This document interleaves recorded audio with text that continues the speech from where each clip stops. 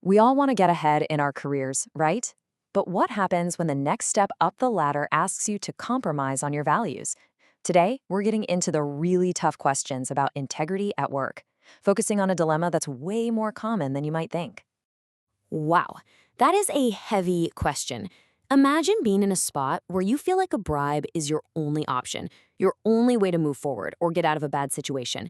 Does that one single act make every paycheck you get after that tainted? Let's unpack this with a real life story. So you can really feel the struggle here. This person felt trapped. They weren't trying to just greedily grab something they didn't deserve. They were trying to escape a genuinely terrible work environment. And look, they've tried to make it right. They've repented, they're giving to charity, but that question, that doubt, it still lingers. To even begin to answer that, we have to get back to basics. Before we can get into all the gray areas, we need to be crystal clear on the black and white principles. So, what's the foundational stance on bribery? The two key words there are unduly influence. See, a bribe isn't just giving someone a gift or a payment. It's a payment specifically designed to corrupt a process, to bend the rules, and to get a result you couldn't have gotten based on your own merit. And this isn't just a minor piece of advice, it's a really severe warning. The word cursed is used here, which points to a major sin. It shows just how serious this is, because at its core, bribery just shatters fairness and trust. It's not just the person handing over the cash and the person taking it who are in the wrong. The person in the middle, the mediator, the one who sets up the deal, is seen as just as guilty. They're a critical link in that chain of corruption. Without them, the whole thing often falls apart. Okay, but we all know the real world isn't always so clear-cut, is it? Things can get complicated, and the lines can feel a little blurry. So let's wade into those gray areas. What about those times when a payment feels less like you're trying to corrupt someone and more like you have to do it? This is the big one, isn't it? This is the justification you hear all the time, especially in systems where things are slow or maybe a little corrupt. What do you do when you are 100% entitled to something, say a license, a permit, or your own goods stuck at the port, and paying someone is the only way to get things moving? This is where the distinction becomes so important. Look at the difference in intent. A prohibited bribe is all about getting an unfair edge, taking something you have no right to.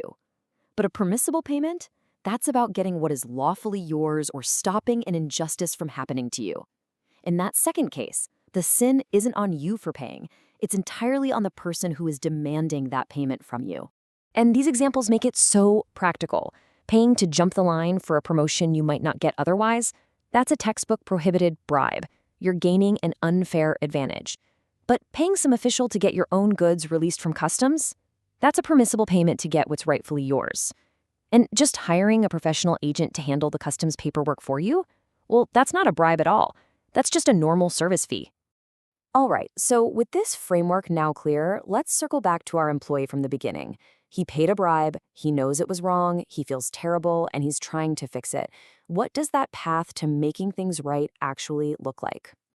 This is where the rubber meets the road. We know the bribe itself was wrong, clearly a prohibited act. But the real question is, does that one mistake poison everything that comes after? Is his entire career illegitimate now, his income forbidden? Well, the answer hinges on one absolutely crucial factor. Here's the three-step path to getting back on track. Step one, of course, is sincere repentance, really acknowledging the mistake and promising to never do it again. Step two, and this is the absolute deal breaker, he must be genuinely qualified and competent for the job he paid for. If he's good at his job and does his duties well, the work itself is considered legitimate. And finally, step three, consistently giving to charity can help purify the wealth that came from a job that started on the wrong foot. And this right here is why qualification is so central. See, when you put someone in a role they can't handle, it's a massive betrayal of trust. The damage goes way beyond just that one person. It can affect the whole team, the whole company. But if the person is qualified, then the direct harm of the bribe is sort of contained, and their good work can stand on its own merit. So, let's switch gears for a second. We've talked about what to do if you're the one who made the mistake. But what if you're not? What if you're the one who sees bribery happening at your job? How do you handle that? Let's build a little action plan. Okay, here's a classic dilemma. Let's say you're an accountant. You're going through invoices and you realize you're being asked to process payments that are pretty clearly bribes. Maybe they're called facilitation fees to get things through customs. You're not the one giving or taking the bribe, but you're being asked to be the middleman. What's the right move? Here's your checklist. It's that simple. First, analyze it. Use the principles we just talked about. Is this payment to get an unfair advantage, or is it to get something the company is lawfully entitled to? Second, you advise. Go to your manager and explain the ethical rules and why this is a problem.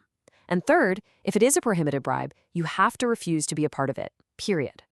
This quote is basically your North Star in these situations. Your job, your professional duty, is to help with good and righteous work, not to become an accessory to something that's wrong. Having this clarity can give you the backbone you need to stand firm, even when you're under pressure. And that really leaves us with this final thought.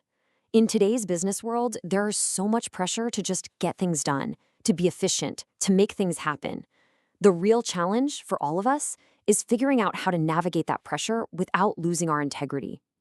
Knowing where that line is and having the courage to never cross it, that's the real price of an honest paycheck.